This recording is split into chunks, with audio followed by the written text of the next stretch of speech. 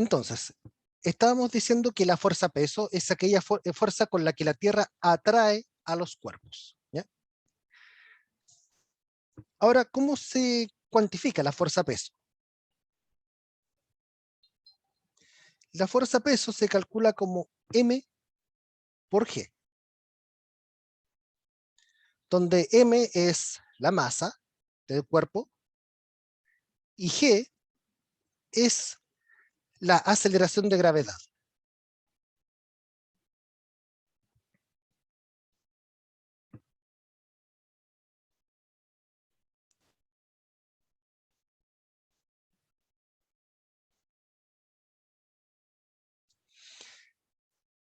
Ahora, ustedes notarán que yo le puse una flecha, así que es un vector. En este caso, este vector apunta hacia el centro de la Tierra.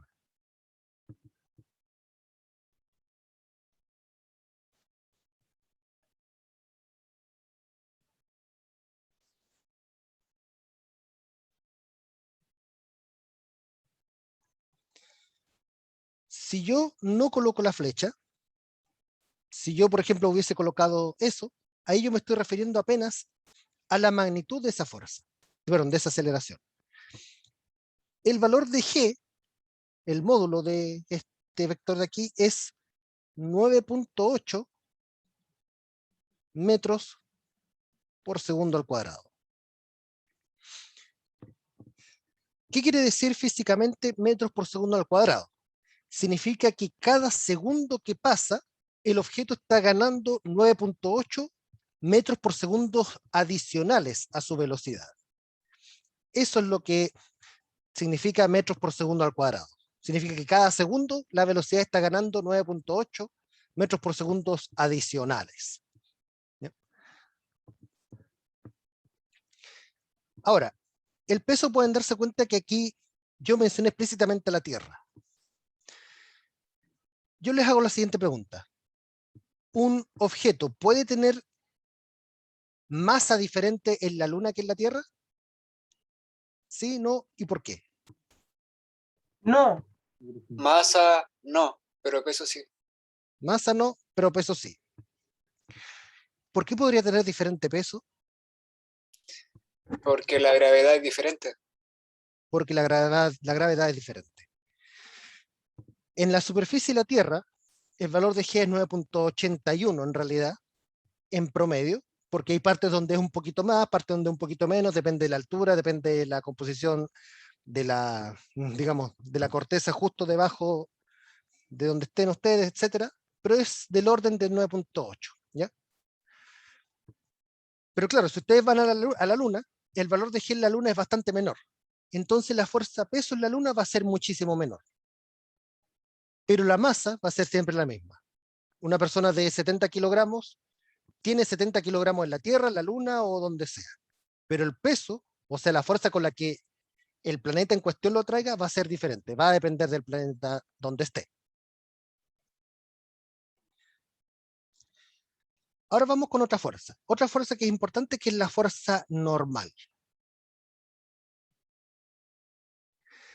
Es una fuerza de contacto entre superficies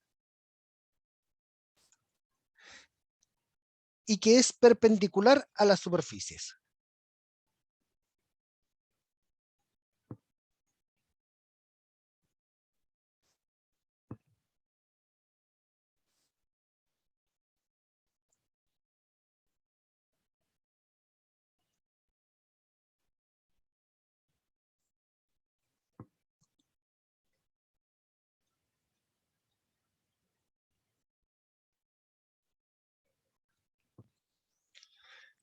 Y aquí yo menciono un poco el por qué se llama fuerza normal. Resulta que se llama fuerza normal no porque hayan fuerzas anormales, sino porque el concepto, la palabra normal es una palabra que aquí está prestada un poco desde la matemática. En matemática, ustedes van a ver cuando vean cálculo multivariable, ustedes van a escuchar hablar del vector normal. Un vector normal es un vector perpendicular a una superficie. Entonces, cuando aquí hablamos de fuerza normal, nos estamos refiriendo a una fuerza que es perpendicular a las superficies. ¿Ya? A eso nos referimos con fuerza normal. Entonces, ¿qué es lo que pasa? Ustedes tienen aquí una superficie, por ejemplo, supongamos una mesa, y tienen sobre esta mesa una caja. La fuerza normal es una fuerza que en este caso está ejerciendo la mesa sobre esta caja. Ahora, tengan cuidado si su superficie está inclinada, por ejemplo, una pendiente. Si ustedes tienen una pendiente y tienen su caja parada sobre dicha pendiente, en este caso la fuerza normal no va hacia arriba, va perpendicular a la superficie, perpendicular a este plano inclinado. Para allá va la normal. ¿Ya? Forman un ángulo recto con la superficie. Esto es algo importante. La dirección de la fuerza normal siempre es perpendicular a la superficie. Por eso, de hecho, se llama normal, porque es perpendicular. Y la otra fuerza que nos interesa es la fuerza de roce. Roce, también llamada rozamiento, o también llamada fricción. Se conoce con cualquiera de esos nombres, así que si ustedes en una prueba, en un ejercicio, libro, etcétera, leen cualquiera de los nombres, nos estamos refiriendo a lo mismo. Nos estamos refiriendo solamente a la fuerza de fricción. ¿Y qué es esa fuerza de fricción? Es una fuerza también de contacto entre superficies, pero a diferencia de la normal, que es perpendicular, esta es paralela a las superficies. La fuerza de contacto entre superficies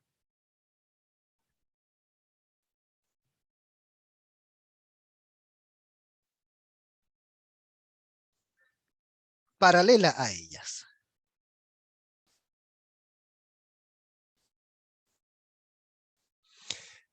Un detalle de la fuerza de fricción.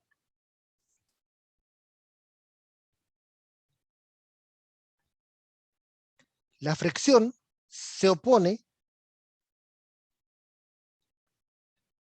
a potenciales deslizamientos.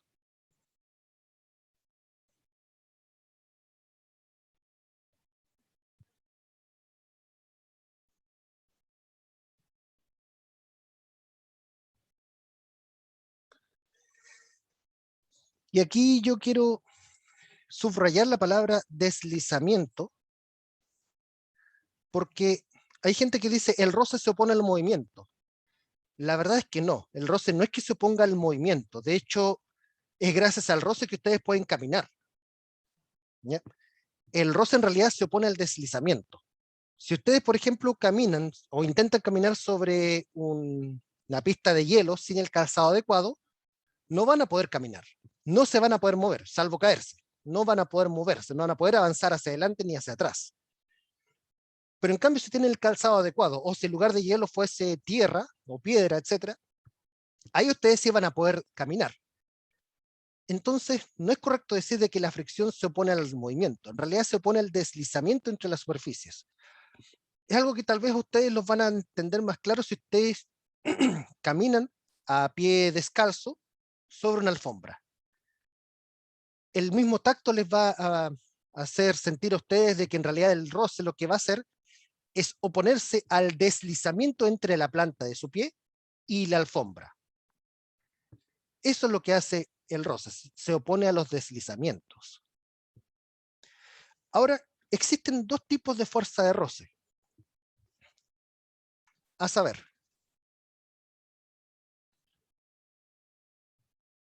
que son la fricción estática y la fricción cinética.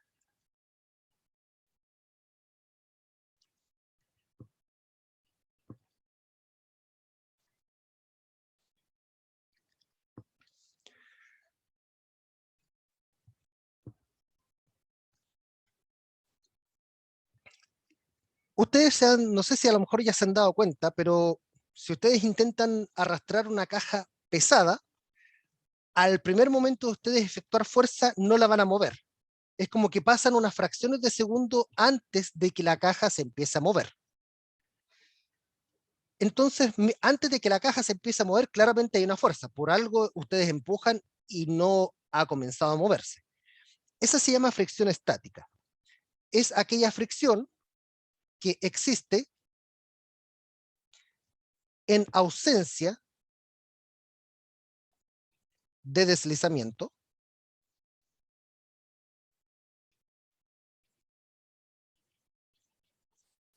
impidiéndolo.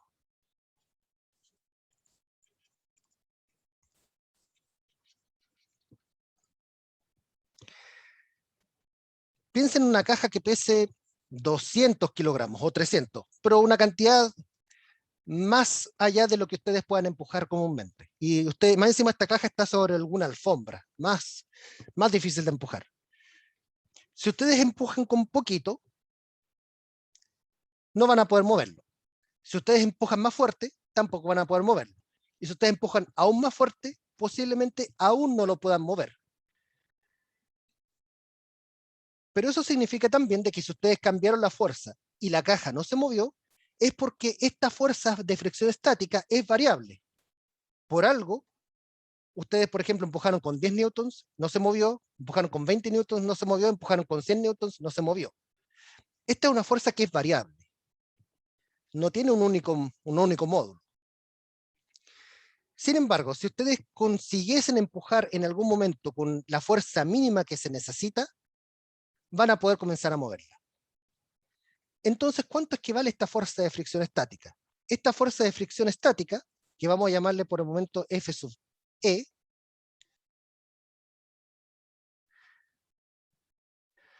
puede adquirir valores que van desde 0 hasta un número máximo. Y ese número máximo es igual a un cierto coeficiente de fricción estático por la fuerza normal entre ambas superficies.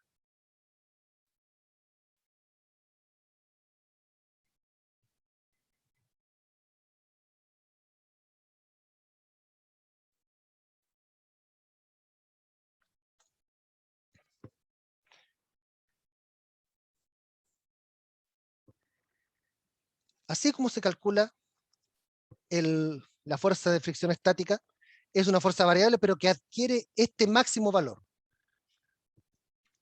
Bueno, entonces ustedes me pueden preguntar, ¿y qué pasa una vez que ya se alcance este valor máximo?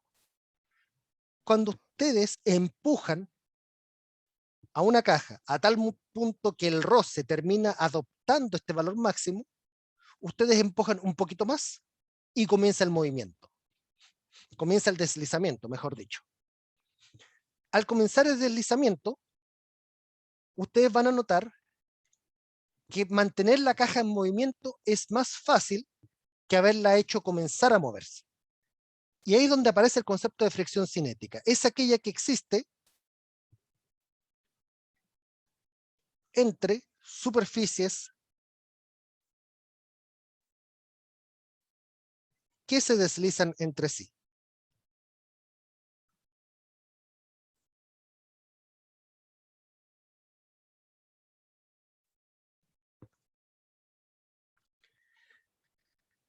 La fricción cinética, a diferencia de la fricción estática, la fricción cinética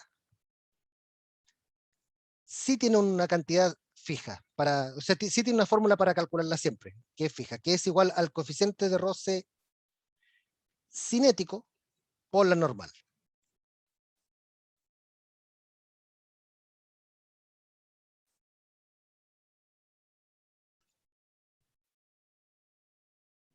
Profe, una consulta.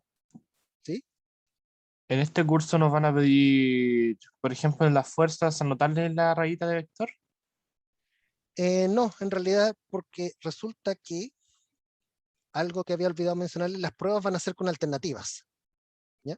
Ah, Entonces ustedes ok. tienen Por que responder la ejemplo. alternativa Ah, correcta. ya. ¿Ya? Ah, ya. Muchas gracias. Por nada.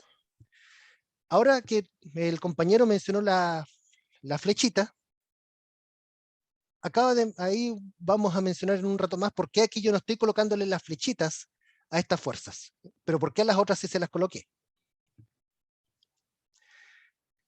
La fricción es cinética, se abrevia como F sub C, o a veces también la abrevian como F sub K, ¿ya? La K viene de kinetics, es la versión en inglés de ello. En el caso de la estática a veces se abrevia como F sub S, de static, en inglés. Ahora, aquí viene algo gatillado por la pregunta de su compañero. ¿Por qué es que yo aquí no estoy colocando las flechitas a la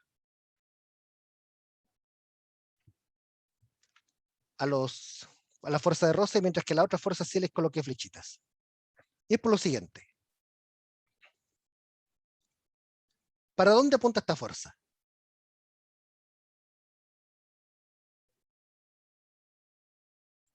Perpendicular.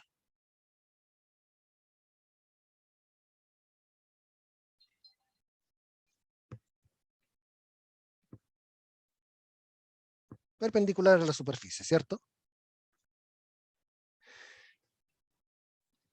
¿Para dónde apunta las fuerzas de roce, sea la estática o la cinética? Contrario al deslizamiento. Contrario al deslizamiento, ¿cierto?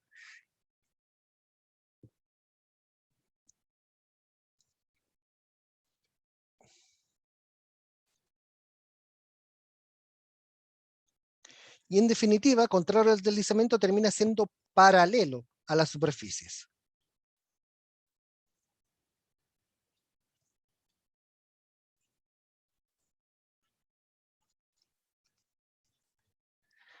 Eso significa que si ustedes tienen una caja aquí, perdón, moviéndose con una cierta velocidad, por un lado la fuerza normal va a apuntar hacia arriba, pero la fuerza de roce va a apuntar hacia atrás. Entonces, por eso nosotros tenemos aquí que la fuerza cinética puede tener un módulo que es igual al coeficiente de roce por la normal, pero si yo lo escribo con flechitas, esto no es correcto. ¿Alguien puede decirme por qué?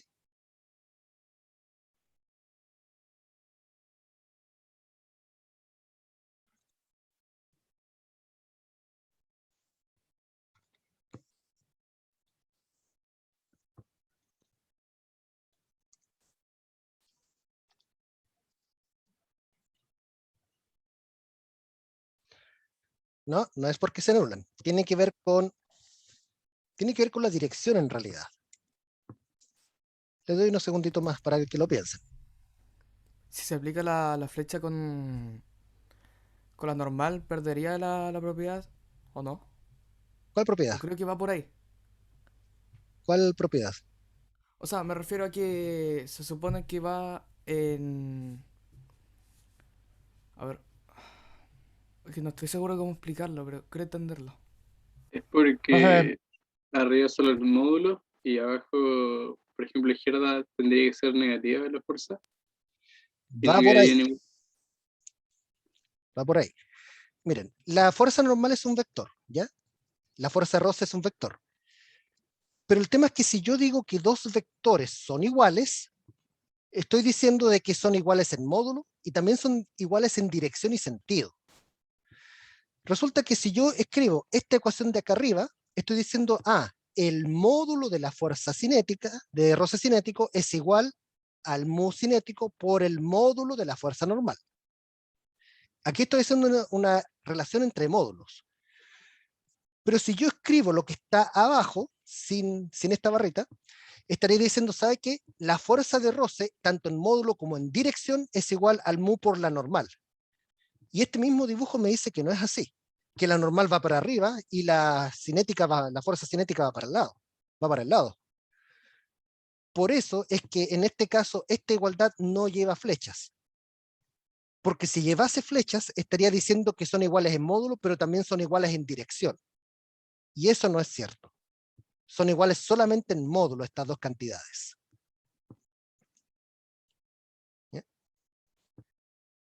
Es por eso que aquí yo escribí esto, pero no coloqué las flechitas acá arriba. Es porque la igualdad que está aquí siendo expresada solamente es verdadera a nivel de módulos.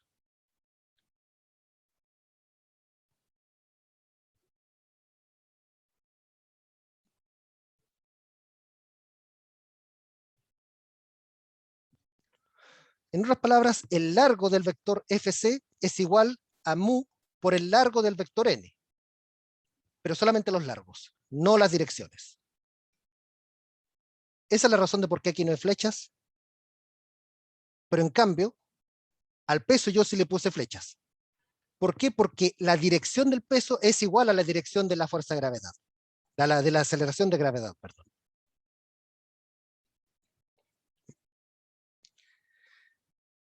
¿Se entiende bien? ¿Algo que no haya quedado claro de esto último?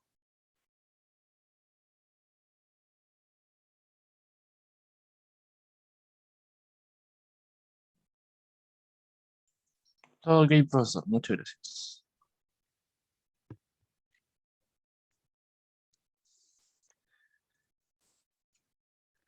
Ok, ahora les cuento aquí algunos datos. Esto lo voy a tomar prestado del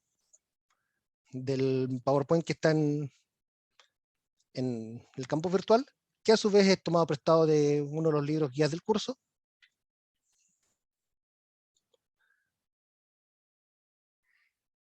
Aquí tengo una lista de coeficientes de fricción estático y coeficientes de fricción cinético. Estos son los mu sub C que nosotros llamamos, estos son los mu sub B y estos son los mu sub C.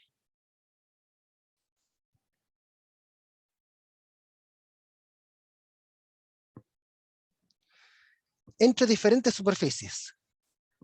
Pueden darse cuenta de un par de cosas. La primera de ellas es que no depende de la forma del objeto en cuestión, sino que depende en realidad de los materiales. Acero sobre acero, aluminio sobre acero, etc. ¿De la rugosidad o no? Claro, depende de la rugosidad. Y es por eso que aquí aparecen diferentes materiales. Resulta que a nivel microscópico, el aluminio tiene una rugosidad, el acero tiene otra rugosidad y esas rugosidades interactúan entre sí. Tiene que ver un poco con eso. Ahora, ¿qué pueden darse cuenta cuando comparan los números del lado izquierdo con los del lado derecho?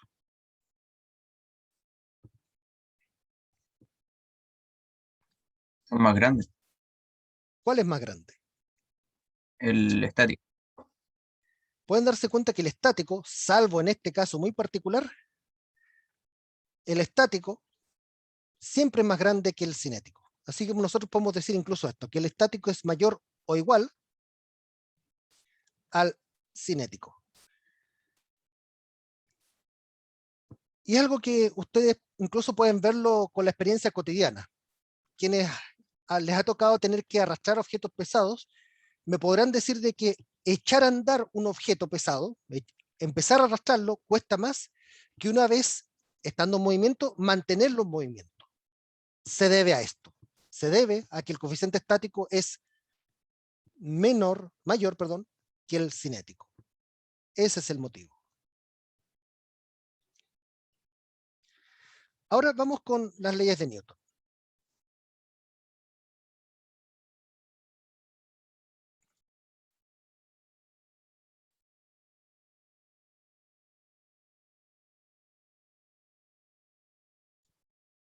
No sé si alguna vez ustedes escucharon la historia de las leyes de Newton.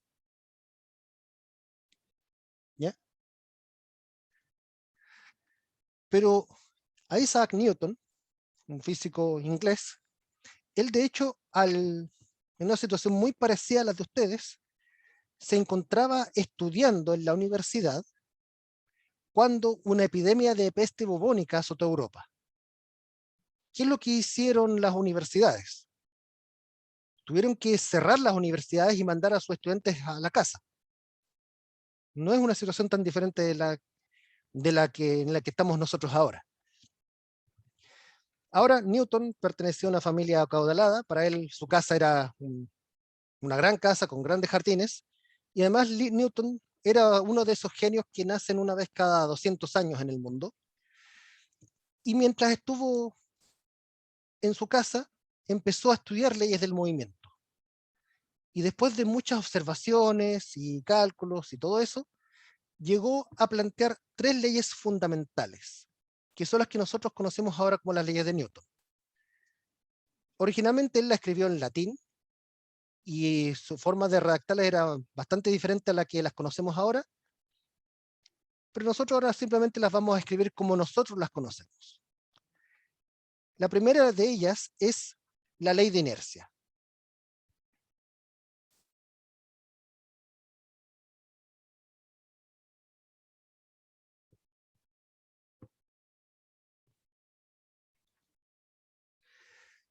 La ley de inercia dice que todo cuerpo en equilibrio mantiene su estado de movimiento.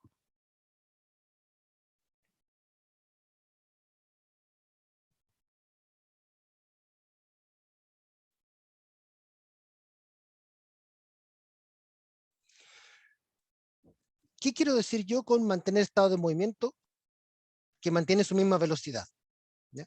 En otras palabras, si la fuerza neta es cero, entonces la velocidad del cuerpo es constante.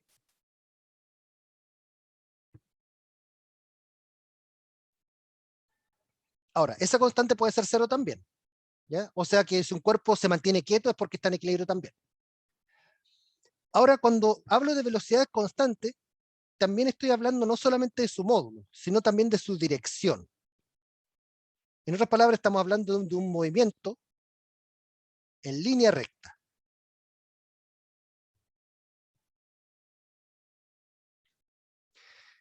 Eso es lo que dice la ley de inercia. La ley de inercia explica por qué hay que usar cinturón de seguridad. Si ustedes van en un auto sin cinturón de seguridad y el auto realiza una frenada brusca, la tendencia natural de sus cuerpos va a ser a mantener el estado de movimiento que llevaban. Si ustedes iban en el auto a 60 kilómetros por hora y el auto frena bruscamente, su cuerpo va a querer seguir yendo a 60 kilómetros por hora. ¿Qué es lo que va a ocurrir? Ustedes van a salir por el parabrisas. Entonces la ley de inercia explica por qué hay que usar cinturón de seguridad. No es que cuando el auto frene uno sea propulsado por una fuerza del asiento, sino que en realidad es sus cuerpos que quieren mantener el estado de movimiento, quieren seguir andando a 60 kilómetros por hora. Y haciendo eso, el cuerpo sale por la ventana. La segunda ley, también a veces conocida como ley del movimiento,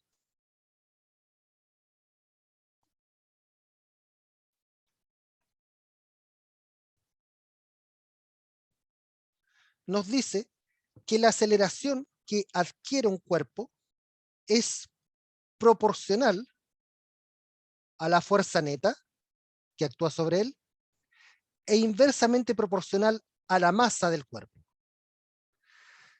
Ahora, esta ecuación, ustedes tal vez la conocen más de esta otra forma.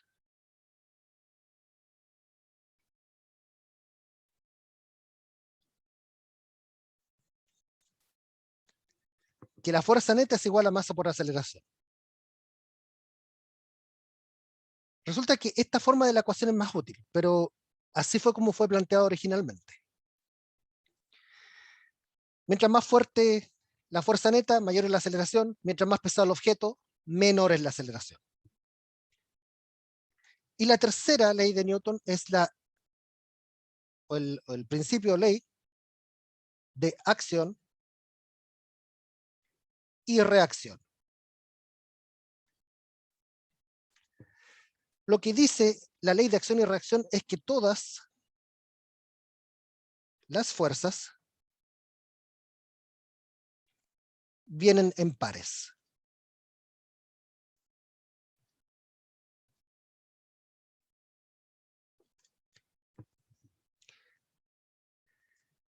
entonces uno dice de que una fuerza es la reacción de la otra. Eso uno dice en términos coloquiales, ¿ya? Ahora, ¿cómo son estos pares? Estos pares son iguales en módulo y dirección, pero en sentido contrario.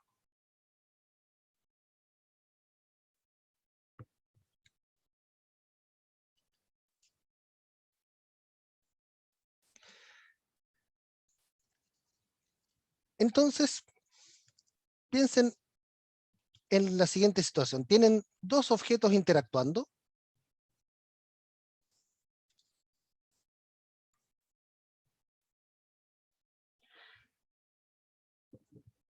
El objeto naranjo aquí siente una fuerza realizada por el objeto morado.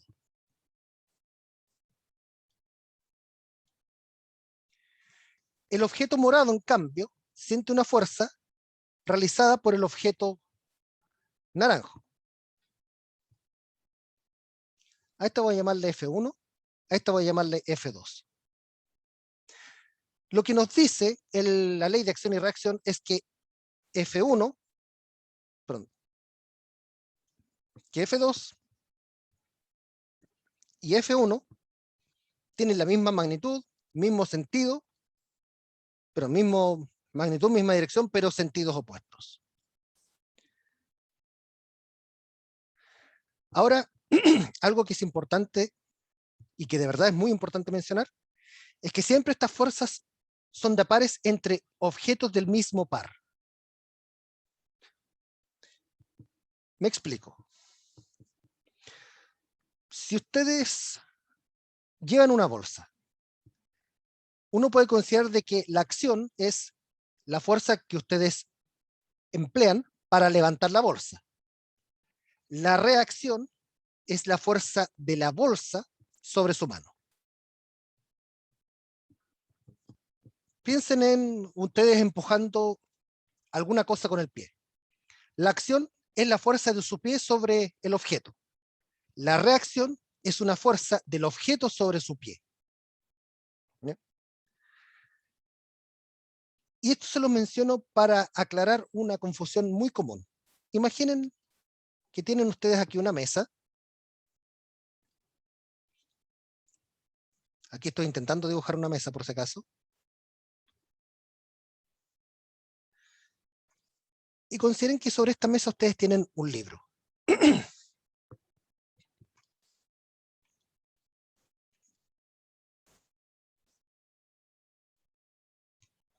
Sobre este libro está actuando la fuerza peso. ¿Correcto? Ahora, ¿por qué el libro no se cae?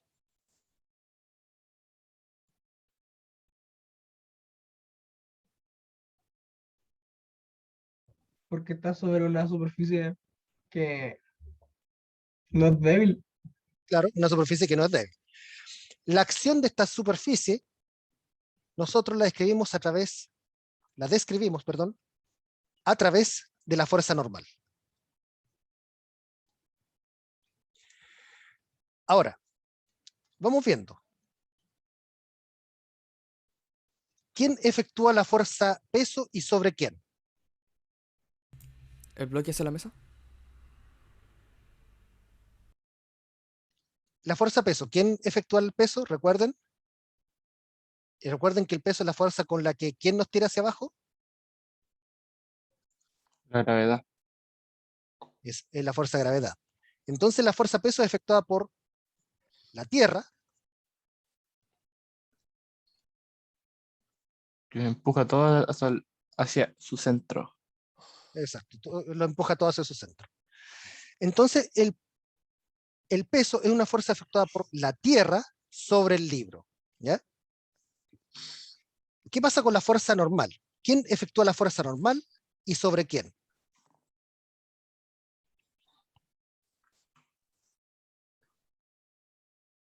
La superficie hacia el libro. Exacto. Por la superficie, la mesa, digámosle, sobre el libro.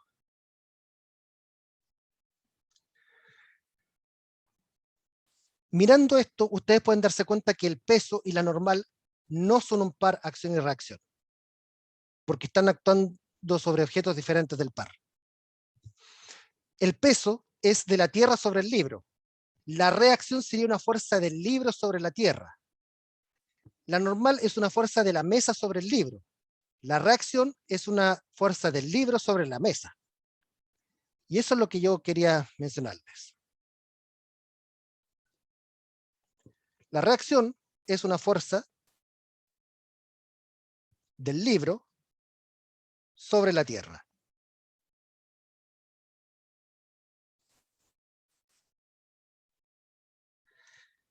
Así que sí, en otras palabras, el libro igual le manda un tirón a la Tierra hacia arriba, pero la Tierra es tan pesada que no se nota. Por otro lado, discúlpenme, estoy tratando aquí de poner.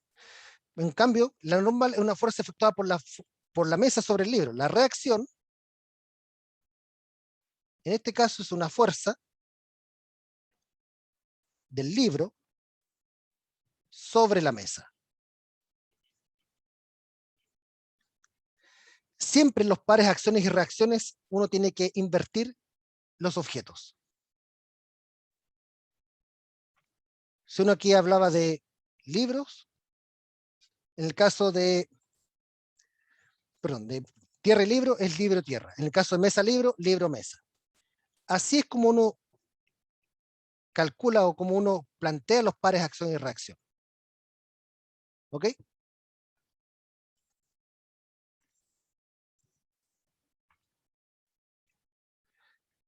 ¿Y eso por qué se los digo? Porque una confusión muy frecuente es decir de que el peso y la normal son pares acción y reacción. Y la verdad es que no es así. Aquí les expliqué el por qué.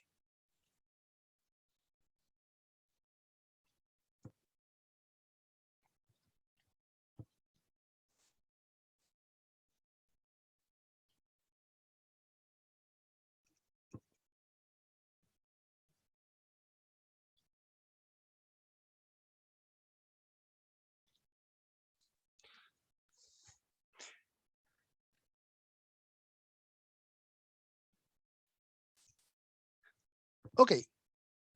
Y ya para finalizar, ya con el fin de que mañana nos dediquemos a ver varios problemas al respecto, vamos a mencionar un poco lo que es un diagrama de cuerpo libre. Pero antes de mencionar un diagrama de cuerpo libre, tenemos que hablar de lo que en física llamamos partículas. Si a ustedes yo les pregunto en lo cotidiano, ¿qué es lo que ustedes se imaginan cuando uno les menciona la palabra partícula? Cada puntito, o sea, lo más mínimo, ay, no sé cómo explicarlo, pero por ejemplo, de un gorro, cada partícula o cada puntito que lo compone. Algo ¿Ya? así. Bien. Una primera definición, ¿está bien? Y aquí yo rescaté la palabra punto, sobre todo, porque es verdad, ustedes pueden hablar de cada partícula de un cuerpo. Como el compañero decía, cada partícula de un gorro, o cada partícula de un mueble. ¿Ya? Pero uno podría tal vez simplificar aún más la descripción. Imaginen, por ejemplo, un avión. Un avión es bastante grande, ¿ya? Pero si el avión va en un viaje desde Santiago hasta Tokio, tal vez a ustedes no les importa tanto la posición de la cabina y la posición del ala y la posición de la turbina. Tal vez ustedes prefieren saber que mejor deme una posición promedio del avión. Entonces, en lugar de describir al avión como un objeto que tiene alas, que tiene turbinas, que tiene colores, que tiene pasajeros, describamos al avión, a todo el avión, como si fuese un único punto, donde en ese punto esté concentrada toda la masa. Ese es el concepto de partícula. Corresponde a una idealización. En otras palabras, corresponde a idealizar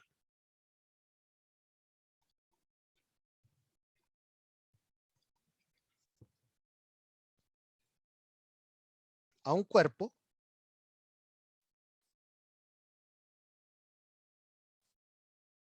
considerándolo un punto en el espacio.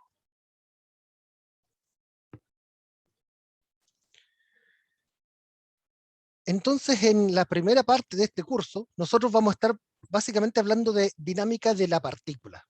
En otras palabras, cada objeto va a ser un puntito en el espacio. Y en ese contexto de partícula es que aparecen los diagramas de cuerpo libre.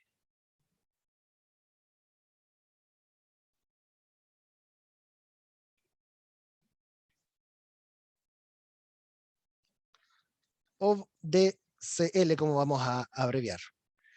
Los diagramas de cuerpo libre son esquemas donde se colocan todas las fuerzas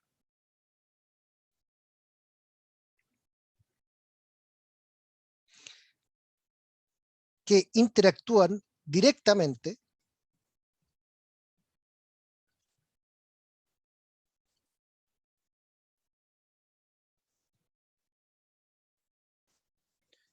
con una partícula.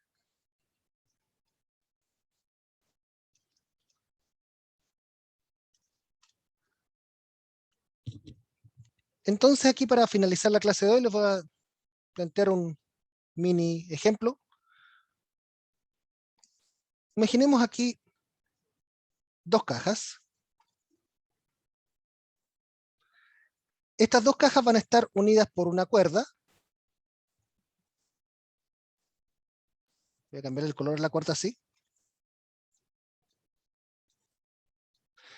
Y a la vez hay alguien que va a estar tironeando de esta cuerda aquí.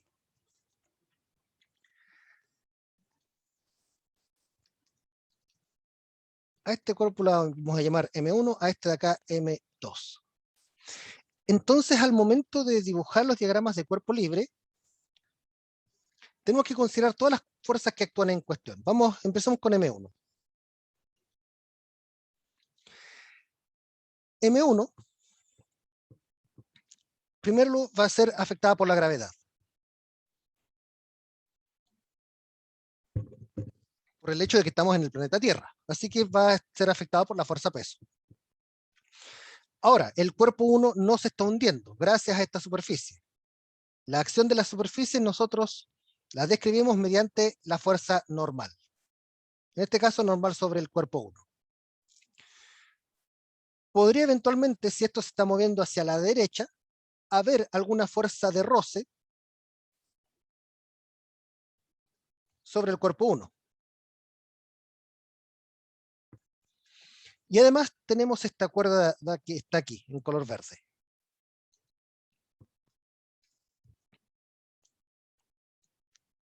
Tensión. Ahora, uno podría pensar, oye, ¿y no tengo que incluir la cuerda que está aquí en fucsia? No, porque esa cuerda no está actuando directamente con M1. Está actuando solamente directamente con M2. Entonces no debe ser incluida en el diagrama de cuerpo libre de la masa M1. Para la masa 2, en cambio, en primer lugar, estamos en el planeta Tierra, así que va a estar sujeta a su propio peso.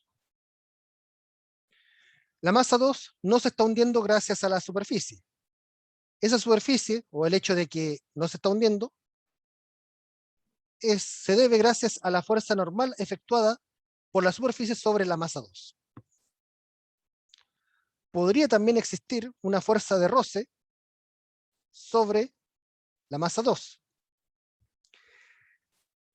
Ahora, en cuanto a tensiones, la misma cuerda que actúa sobre la masa 1 también está actuando sobre la masa 2, así que tenemos que incluir esa tensión. Y la cuerda que está aquí en diagonal, esta sí está actuando directamente sobre la masa 2, así que también debe ser incluida.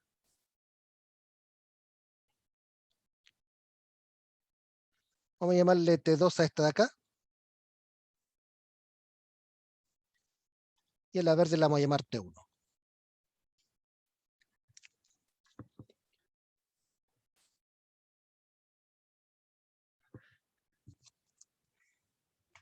Y finalmente un último detalle que les voy a mencionar aquí es que siempre que ustedes dibujen un diagrama de cuerpo libre, no deben olvidarse de los ejes coordenados.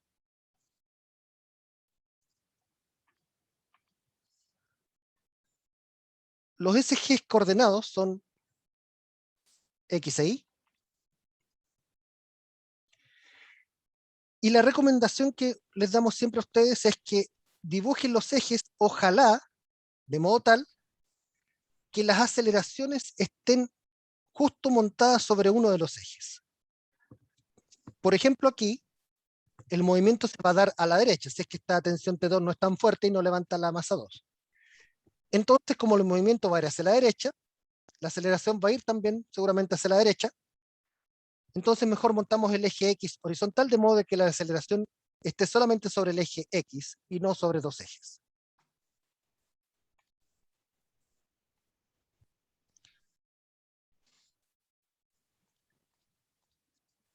Entonces el eje X y el eje Y, eje X y eje Y. Así es como se dibuja un diagrama de cuerpo libre. Mañana vamos a ver algunos ejemplos más de diagramas de cuerpo libre, algunos incluyendo pares, acción y reacción, y cómo uno tiene que resolver, cómo uno resuelve un diagrama de cuerpo libre. ¿Ya? Eso, dejamos la clase de hoy hasta aquí y nos encontramos mañana a la misma hora, a las 8:30.